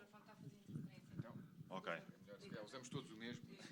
Então, eu peço desculpa por esta interrupção. É assim, o modus operandi é o melhor tendo em conta a organização para a qual é definido, não é? Isto não há um modelo que fit all. A nível de Revolut, a Revolut tem um sistema não tanto legacy como os bancos incumbentes. E aqui temos um modelo mais descentralizado. Há pouco o Ricardo falava que caminhava para... Nós, neste momento, quando criamos um produto, temos uma fase em que tanto a inovação como a AI está dentro da criação do próprio produto. E cada área tem essa componente. Ou seja, é uma área já verticalizada e já está dentro da criação do produto. São fases. Ou seja, não há... Eu concordo, acho que não há mesmo um modelo que seja extraordinário para todos. É o melhor que se adequa a cada empresa. Relativamente ao modus operandi, nós, claramente, o recursos humanos e capital humano é fundamental, mas também os vendors, se fosse aqui dos vendors, e nós temos tanto o chat GPT, como também nós chamamos o Applied GPT, numa ótica de vendas que utilizam o chat GPT com soluções específicas. Também usamos isto. E usamos também vendas que não fazem parte do chat GPT e usam só soluções próprias. Nós temos os 3 componentes e também temos internas. A maior parte, diria que é com vendors, nesta componente. O que se pretende na Revolut é de nós fazemos a criação do produto e tentamos reformular o produto e seja o mindset inerente. Quanto ao tema da perda de recursos humanos e postos de trabalho, estou completamente de acordo. Acho que serão novos postos de trabalho que são criados, novas funções que são criadas, novos controlos. Não vejo como limitação para os próximos tempos. No vosso caso, sendo uma empresa com um perfil diferente dos grandes bancos, sente que há também este risco da resistência à mudança nas vossas equipas ou é um tema secundário? Aqui não sinto tanto, sinceramente não sinto tanto. É uma empresa mais jovem, tem cerca só de 8 anos, ou seja, não há tanto esse legacy. E já agora, sente que o IA generativo e a IA em geral é do ponto de vista do Revolut, torna mais difícil a concorrência com os grandes players, ou seja, os bancos tradicionais têm armas acrescidas para concorrer convosco e com outros novos players que têm aparecido graças a estas tecnologias? Acho que se todos utilizarmos a mesma tecnologia, sim, podemos caminhar para uma uniformização. Mas eu acho que o processo não é só a utilização do ChatGPT, há todo um caminho e é um end-to-end service. Mesmo a intervenção humana pós, cada um tem a sua intervenção humana. O processo de serviço ao cliente é diferente. E toda essa definição do processo não é só com a AI. Há toda uma componente que tem que ser escrita e definida. É tal transformação. E aí que temos uma Ricardo. customização por cada banco. Sim. Exato. Rui, a mesma questão relativa ao roadmap, também o que é que acha que é decisivo? É uma questão de estratégia, é uma questão de talento, de gestão da mudança? O que é que faz a diferença? Eu vou tentar fazer um pouco o papel do jornalista e sem... porque já se comentou aqui aquilo que são as componentes essenciais daquilo que são a base de um roadmap de sucesso. E mais do que sistematizar aqui as etapas, eu gostava de indicar aqui 2 ou 3 guidelines que da nossa experiência são relevantes ter em consideração. Não vou falar mais sobre os dados, já se falou sobre os dados o suficiente. Concordo muito com esta perspectiva do pensar bold, até porque nesta fase de adoção antecipada destas tecnologias, a experimentação e o falhar e fazer muita coisa é interessante e cria valor. Irei falar um pouco sobre as pessoas, porque fazem parte do roadmap, mas eu iria destacar aqui um tema que na minha perspectiva, tem que ser considerado desde a fase inicial da estratégia e também da operacionalização, da implementação dos use cases ou até da adoção, seja que for o nível, que é a necessidade de medir de facto os resultados disto. Nós estamos num contexto muito especulativo, mas qual é que é o valor que isto está a criar para o acionista? É o tal hype que falava o Ricardo. Exatamente. Qual é que é o valor? E na medida do possível, sabemos que muito do valor é subjetivo, muito do valor é medido de forma indireta através de imagem, através da passagem ao mercado de um contexto e de uma imagem de sofisticação. Às vezes faz-se muita comunicação só... Agora tenho um bot esperto que ajuda os meus clientes. Era, de facto, um posicionamento. Mas é preciso medir, de facto, os KPIs. sem entrar aqui em grande detalhe, do impacto na operação, do impacto na eficiência, no crescimento, até em questões menos óbvias. Porque estamos aqui a falar muito de casos de uso de AI, nomeadamente AI generativa, para o engagement com clientes, fraude, mas um dos casos onde nós estamos a assistir a mais sucesso da utilização de AI generativa e de inteligência artificial na banca é em coisas que não têm visibilidade para o cliente, nomeadamente na utilização de geração de código para reduzir a dívida técnica, que é um tema muito comum dos mercados mais evoluídos, nomeadamente dos Estados Unidos e da Europa, em que a dívida técnica que assenta em sistemas legados dos anos 80, muitos deles com falta de documentação, com elevados custos escondidos e risco. Nós estamos a fazer com alguns clientes exercícios muito interessantes e mensuráveis de transpor sistemas em COBOL que foram desenvolvidos por gente já nem sequer está no mercado de trabalho e que não estão documentados para linguagens modernas, reduzindo significativamente a dívida técnica e estamos a utilizar a Generative AI incorporada no ciclo de desenvolvimento de software. Isso não é visível para o cliente, indiretamente, mas tem valor, vai o bottom line. Por fim, eu acho que temos que incorporar nesse roadmap que referiste, temos que ter em consideração o risco. A adoção de novas tecnologias vai trazer, de facto, a resolução de alguns problemas, mas vai criar outros. E não nos podemos esquecer que a banca, o setor financeiro como um todo e a banca, são além de serem, de facto, um negócio de risco, mas são altamente regulados e muito sensíveis a situações pouco claras e que podem causar impacto utilizando um AI generativo que dá habitats sobre o cliente. Não é? Ou seja, nós na KPMG chamamos isso Trusted AI. E é um framework e é um modelo de governo de adoção da inteligência artificial como um todo, que acelerou e ganhou ainda mais importância agora com a AI generativa, que é um conjunto de princípios éticos, de confiança e também de segurança. Acima de tudo, para reduzir o enviesamento da utilização digamos, de robôs na interação com os nossos clientes. Por fim, o tema das pessoas. Só complementando, talvez com alguns dados. A KPMG no UK fizeram um estudo recentemente, agora na segunda metade de 2023, sobre o impacto da AI generativa no mercado de trabalho. Não especificamente sobre a banca, mas há um indicador muito interessante. E considerando de uma forma muito simples que qualquer tarefa, qualquer emprego é um conjunto integrado de tarefas, não é? Ou seja, o que nós fazemos, no fundo, são tarefas, algumas delas integradas, outras nem tão integradas quanto isso. A conclusão do estudo é que 2,5% das tarefas, como nós as conhecemos, vão desaparecer. Das tarefas, não necessariamente dos empregos. Mas o indicador interessante é que entre 40% a 50% dos empregos vão ser afetados. E isto levanta aqui uma questão interessante, que é a capacidade de adaptação, a capacidade de ajustamento. Nós falamos muito sobre falta de talento. Se nós tivermos capacidade e competência para gerar novo talento a partir digamos, de funções que ficam mais libertas para outro tipo de tarefas, por que não?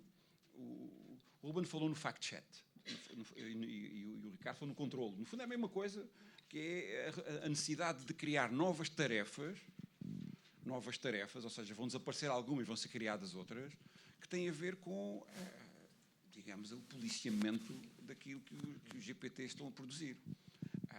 Considerando tudo isto, também acredito, e utilizando aquele exercício ou aquela ilustração daquelas profissões nos anos 40 ou 30, dos homens que andavam por Lisboa a acender os candeeiros a azeite, também desapareceram, não é? Também irão desaparecer profissões. Mas o mercado de trabalho vai continuar a existir, não é? Temos de ter um otimismo realista em relação ao... O otimismo realista é uma boa... ao que vai acontecer. Nós temos agora 10, 15 minutos para questões da audiência. Há uma questão que eu gostava de colocar aqui ao António, que me lembrei agora, sobre o papel dos reguladores. Não sei se quer responder antes Eu confio que alguém... Alguém da cor. Eu peço só que se identifiquem Veja essa questão. Bom dia. Mário Trinca, Alvarez Marçal, Portugal, e precisamente já tinha essa questão na carteira, que prende-se como fazer o supervisor adotar tempestivamente toda a transformação que está a ocorrer. Eu dou só um exemplo para ilustrar o que estou a dizer muito rapidamente. O Deep Learning é dos modelos mais efetivos para, por exemplo, adotar na prevenção do branqueamento de capitais para determinar falsos positivos. Só que é uma black box. O supervisor não aceita black boxes. Como é que se faz o supervisor perceber que tem que começar a ser um bocadinho, talvez, mais condescendente, também através de práticas, como foi falado agora recentemente, com Trusted AI, por exemplo. Aproveito para uma segunda questão que não foi falada e também gostava de ouvir a vossa opinião, que tem a ver com a estrutura demográfica que é envelhecida, não é? E, ao mesmo tempo, esta estrutura demográfica envelhecida, os segmentos de maior idade são aqueles que têm maior património. Como é que se faz um ajustamento desta procura com a transformação que está a ocorrer nestas matérias? Muito obrigado. António? São dois... Bem, vamos por partes, a parte do regulador. Eu queria só fazer uma nota que eu não concordo inteiramente com a forma como a Maria Antónia assumiu esta bondade ao nível das pessoas, ao nível do sistema bancário ou do sistema financeiro. Eu acho que dentro do sistema financeiro vai haver redução de pessoas, não há necessidade, e muita alteração profunda dos perfis. E ainda bem que assim é, porque isso vai não só satisfazer acionistas através de redução de custos, que é a única maneira de aumentar de 7% ou de 9% a 15%, como é a perspectiva que o IA terá, mas, sobretudo, porque vai colocar essas pessoas no mercado e nós precisamos urgentemente que pessoas da banca vão para as empresas, porque, de outra maneira, as empresas nunca mais perceberão a banca. E, portanto, se não pomos N pessoas e exportamos em outplacements naturais, pessoas para... Eu acho que todas estas pessoas têm muita capacidade, mas vão ter que encontrar outras soluções e, portanto, eu só Acho queria que vai dizer ser isto. positivo para o próprio tecido empresarial. Eu globalmente concordo com esta análise que tem vindo a ser feita de que provavelmente as profissões vão ser muito afetadas e depois, digamos assim, o resultado final, como em todas as tecnologias, acaba por ser positivo, não só em menos tempo de trabalho, provavelmente, que as pessoas terão, mas também, digamos assim, produtividades maiores, globalmente. Agora, há setores que vão mudar e eu não tenho dúvida que a banca poderá trabalhar com menos pessoas do que aquelas que tem, na minha opinião, ou é a minha previsão neste momento. Em relação àquilo que o Mário referiu sobre, eu vou-me centrar apenas na parte regulatória e dizer que, de facto, eu acho que este é um dos exercícios mais difíceis. Não porque os reguladores não estejam atentos a esta circunstância, aliás, a prova do Hélder Rosalino ter sido aqui citado pelo Sandro é bem exemplo daquilo que o Hélder tem vindo sucessivamente a colocar, mas porque, de facto, aquilo que se está a sistematizar do ponto de vista do modelo regulatório que está a ser pensado ou ser discutido conceptualmente por parte dos reguladores, a mim me preocupa. Não me preocupa do ponto de vista do roadmap, preocupa-me do ponto de vista conceptual de mindset. Primeiro, Explainable Artificial Intelligence, que é o SHAI, que no fundo é o objetivo de não haver qualquer black box nos algoritmos, quer preditivos, quer generativos.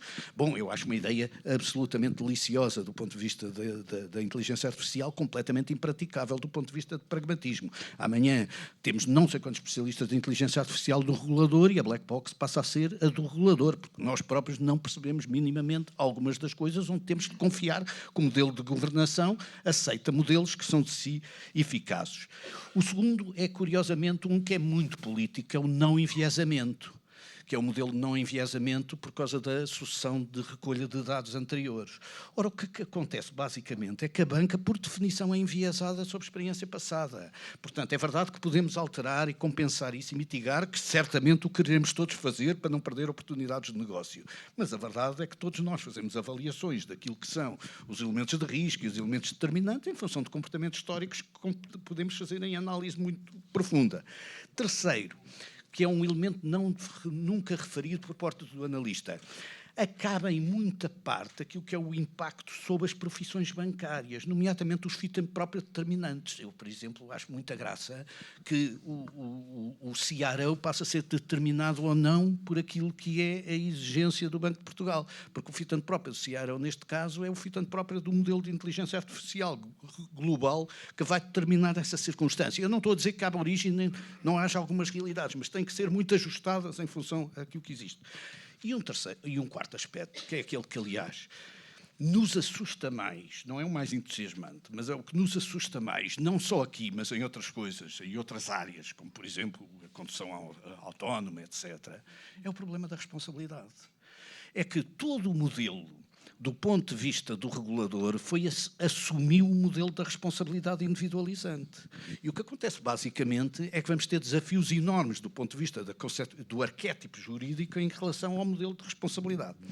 Tudo isso leva a que eu diga que o regulador tem um longo trabalho para fazer, também ele, do ponto de vista de mindset. Mas, até porque, de outra maneira, correremos o risco da inteligência artificial se adaptar mais depressa ao regulador que o regulador à inteligência artificial e começa a trabalhar para o regulador, que hoje em dia já não é uma coisa completamente disparatada do ponto de vista da gestão bancária e que, naturalmente, poderá vir-se a agravar por este modelo. Mas isto representa uma profunda alteração do modelo. Nós estivemos todos aqui a falar. E reparem que muitos de nós encontramos aqui new business, ou falamos aqui new business, no lado da patologia do crédito, no lado da preditividade dos incumprimentos, do lado do ponto de vista da resolução dos problemas, até de forma generativa. Se nós olharmos neste momento para a lição que está subjacente ao mindset do regulador, é que todo o crédito, quando é patológico, é para despachar e depressa. Porque ninguém se pode distrair a gerir banca a trabalhar patologia creditícia, a começar pela definição dos NPLs, como todos sabem, é feita pelo lado bruto, não é feita pelo lado líquido. Isto é, podemos ter todos os NPLs provisionados e ainda assim estamos em incumprimento nas regras de NPLs. Portanto, isto só para dizer que isto é uma alteração profunda de mindset. Mindset, e não estamos a falar do regulador europeu, portanto, se eu estivesse com o Helder Rosalino, estava satisfeito. O meu problema é que eu não tenho o Helder Rosalino. O meu problema é que eu estou a falar do BCE, estou a falar da Reserva Federal e estou a falar de um conjunto de relações de reguladores, todos eles ainda por cima a sofrer recentemente alguns desafios adicionais que estão a ser feitos sobre situações que colocam mais tensão. Para dizer bem a verdade, nem é o regulador europeu aquele que tem tido mais tensões ultimamente. Tem a ter sido reguladores ou na Europa, não europeus, ou mesmo nos Estados Unidos. Portanto, isto é só para dizer que há um enorme desafio no ecossistema. E eu temo que, se nós não alterarmos uma parte tão substancial deste ecossistema, possamos ter uma inteligência artificial que, a certa altura, nos vai ajudar a criar sistemas que respondam àquilo que é mais eficaz, na resposta, digamos assim, aos desejos dos clientes e dos acionistas, que neste último... Eu costumo sempre dizer que uma vez estive numa reunião do BCE para discutir o sistema de capital e que, quando cheguei às 5 da tarde, descobri que ninguém tinha falado em acionistas. Quer dizer, a única coisa que parecia que não existia era o acionista que lá punha o capital. Portanto, isto, a determinação de elementos estruturais que sejam meramente teorizantes correm este risco. Maria Teixeira Alves, você está proibida de pôr isto no jornal. Posso só comentar aqui este claro tema, que que eu acho que o António trouxe bem. Este tema é muito interessante e obrigado pela pergunta. Nós estamos a trabalhar na área de compliance com machine learning. Vamos lá ver. Nós temos de ter a noção que a legislação de compliance para um banco foi construída na base de indícios construídos numa lógica puramente jurídica, ou seja, aconteceu algo que caiu naquele conceito, logo tem que investigar todas as situações que caiam naquele conceito. Mesmo que estatisticamente estejamos a falar de coisas que representam, às vezes, uma probabilidade absolutamente ínfima. O machine learning tem grandes capacidades para ajudar aqui. E o legislador também tem em vários sítios assim. Se vocês tiverem um modelo que consigam demonstrar que ele é mais eficaz do que correr estes indícios todos, podem utilizá-lo. Portanto, é preciso... Há aqui algum trabalho a fazer do ponto de vista procedimental para garantir que o modelo depois é aceite, mas a realidade é esta. Nós ainda não estamos em produção, mas já fizemos aqui pilotos que reduzimos 50% a 60% os falsos positivos. E dizem-me assim, está bem, mas se calhar detectaram menos. Não, detectámos mais. E só para explicar como é que isto funciona, porque é uma área que eu acho que só tem ganhos, sinceramente, não tem perdas associadas. Nós, quando pusemos o modelo em produção, no piloto, vieram uns resultados do modelo melhores do que aquilo que estava previsto no modelo. Disse, pronto, há gato aqui, uma vez, não é normal, isto perde sempre. Mas depois vamos falar com as pessoas. E elas disseram, o modelo tinha sido treinado com a classificação dos investigadores humanos no passado. E era isso que estava na base, se aquilo era ou não merecedor de ser reportado ao Banco de Portugal. O modelo passou a recomendar uma determinada classificação às pessoas. O que acontece? Elas concordavam com o modelo. Ou seja, havia erro humano. Isto não é surpresa, há um livro muito interessante do Daniel Kahneman, o Think Fast and Slow, onde há várias atividades paralelas a esta, em que se identifica o erro humano, juízes que condenavam mais 30% antes do almoço do que depois do almoço, coisas deste género, medidas cientificamente, e, portanto, que há uma melhoria de performance... Essa é uma área que podia passar já para a inteligência artificial. E, portanto, que é uma área que eu acho que tem muito a ganhar em performance. Tem. Atenção, é necessário, como o António dizia há pouco, estamos a medir a performance contra o quê? Porque é uma falsa segurança estarmos a dizer, não, daquele lado temos pessoas, porque aí o que temos é a dita responsabilidade. Só estamos confortáveis porque estamos a trabalhar dentro de um quadro de responsabilidade que é aquele que conhecemos do passado. Mas em termos de performance de detecção efetiva, não é esse quadro o que é mais eficaz a detectar. Portanto, se quisermos realmente apanhar mais casos e gerir melhor um sistema financeiro, eu acho que o machine learning tem aqui um papel muito grande. Mais, enviesamentos. As técnicas utilizadas em machine learning permitem controlar o enviesamento de uma maneira que não é possível de outra forma. Eu não vou entrar aqui em temas técnicos, mas há muita técnica que foi desenvolvida para controlar o enviesamento, só é possível em modelos machine learning, não é possível noutro tipo de modelos mais básicos que a banca tradicionalmente, e ainda hoje, usa para fazer aferições de risco e tudo mais. E finalmente, o Banco de Portugal hoje tem uma área dedicada à inteligência artificial. E isto é muito importante. Porquê? Porque, obviamente, quando nós temos pessoas que são já especialistas do lado de lá, vamos ter uma facilidade de diálogo muito maior. Há um conjunto de temas técnicos que passam a poder ser utilizados para chegarmos a um acordo sobre o que é razoável. O machine learning, eu acho que o tema do black box, vamos ver, é verdade e não é. Ou seja, há hoje muitas técnicas para tornar explicável. Eu há pouco não mencionei, mas todos os nossos modelos têm explicabilidade. Significa que nós, no final do dia, um modelo vai dizer se determinada coisa é provável ou não, e quando diz que é provável, eu consigo identificar quais são os fatores que foram considerados naquele scoring individual daquele cliente a que contribuíram para aquele grau de risco associado.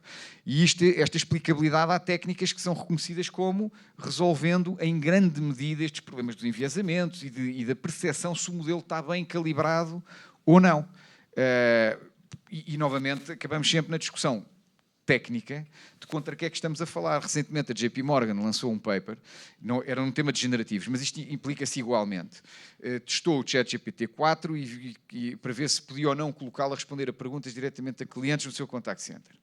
E ele atingiu 71% de precisão, o que é brutal, porque aqui há um ano atrás era 40%, portanto isto está num caminho de...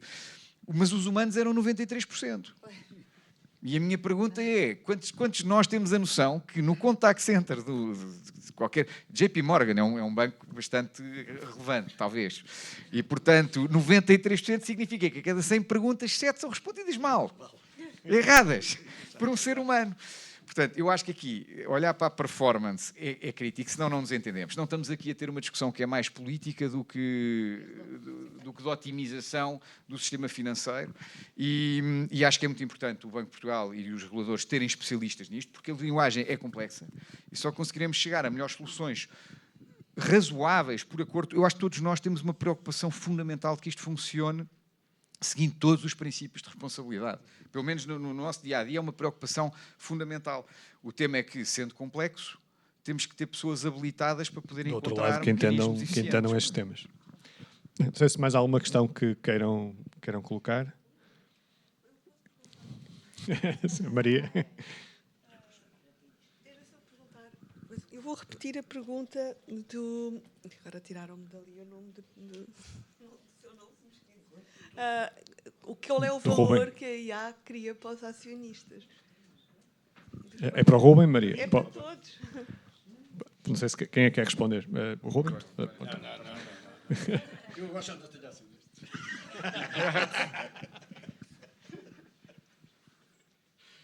Eu posso arrancar. Num banco, acho que o António há pouco salientou o ponto-chave. Um banco tem hoje um quadro competitivo muito intenso.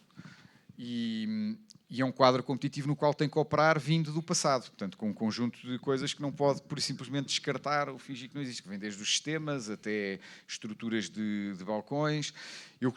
Acho que o primeiro papel que a IA tem para o acionista é que a IA permite acelerar esta transformação para o quadro competitivo do futuro, permitindo ao banco manter cota de mercado, ser mais rentável, com uma rapidez que seria totalmente impossível sem a IA. Portanto, eu acho que esse é o primeiro grande impacto.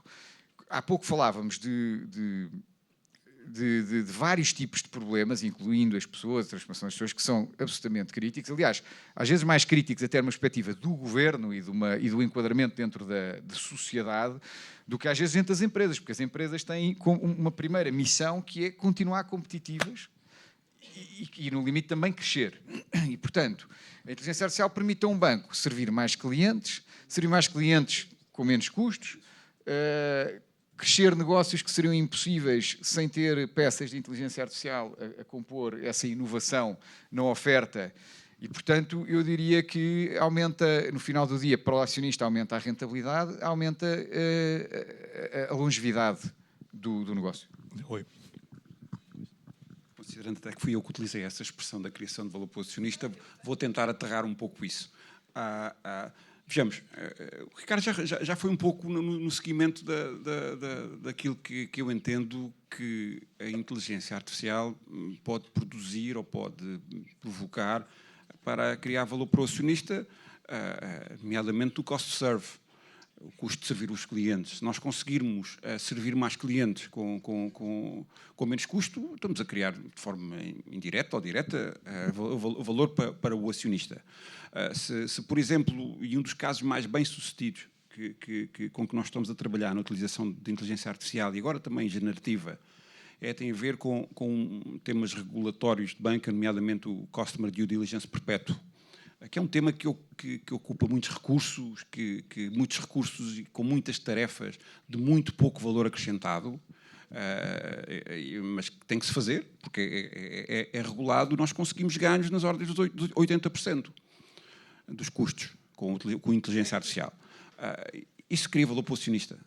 Quando eu reduzo a dívida técnica de uma aplicação em que eu pago uma pipa de massa, porque a empresa que me faz a manutenção dessa aplicação já digamos, é dominadora desse mercado, porque é uma aplicação dos anos 80, e eu consigo reduzir isso à custa de ter uma aplicação que é core para o meu banco, numa tecnologia em que há disponibilidade de recursos no mercado competitivos e que eu consiga reduzir 80% do custo, estou a criar valor para o acionista. Há aqui toda uma série de ganhos que são evidentes. A minha questão, quando o Filipe perguntou o tema do roadmap, é preciso definir como vamos medi-los. Para a partida definimos as regras de jogo desse impacto, não é? Rui, deixa-me só acrescentar. Maria, há uma grande vantagem para shareholders e stakeholders. Time to market. O time to market vai acelerar de uma forma enorme. Eu ia tocar nisso. Então, desculpa, Ruben. Não, está perfeito. Ruben, mas deixa-me lá, o velho incumbente às vezes gosta de se antecipar ao monoliner agressivo. Não, mas é mesmo este fator, ou seja, há um fator de custo, sim, mas há um fator de ser mais rápido no mercado. Nós conseguimos introduzir um produto muito mais rapidamente e depois também há uma eficiência interna de produtos e serviços e procedimentos internos que são muito mais rápidos. Os colaboradores ficam mais satisfeitos e o acionista também fica mais satisfeito por ter colaboradores mais satisfeitos. Ou seja, temos uma componente de cliente, seja a nível de custo, time to market ou novos produtos, e depois uma componente interna que também tem uma maioria de eficiência na gestão com os colaboradores. É isto. Perfeito. Muito obrigado, António. Eu não tenho muito mais a acrescentar porque os meus colegas já disseram, mas é óbvio que se tudo o que nós falamos, se por um lado podemos, por exemplo, ser mais eficientes, ou se criamos novos serviços, ou servimos melhor os clientes, ou até lançamos novos produtos, e agora aqui, porque nós não respondemos à pergunta ali do Mário sobre o tema dos mais séniores. Se nós só conhecermos melhor os nossos clientes, se calhar podemos definir modelos de serviços que se adequam mais a diferentes escalões de etários, mas não é só escalões etários, também tem a ver com a sofisticação do que é que o cliente pode querer.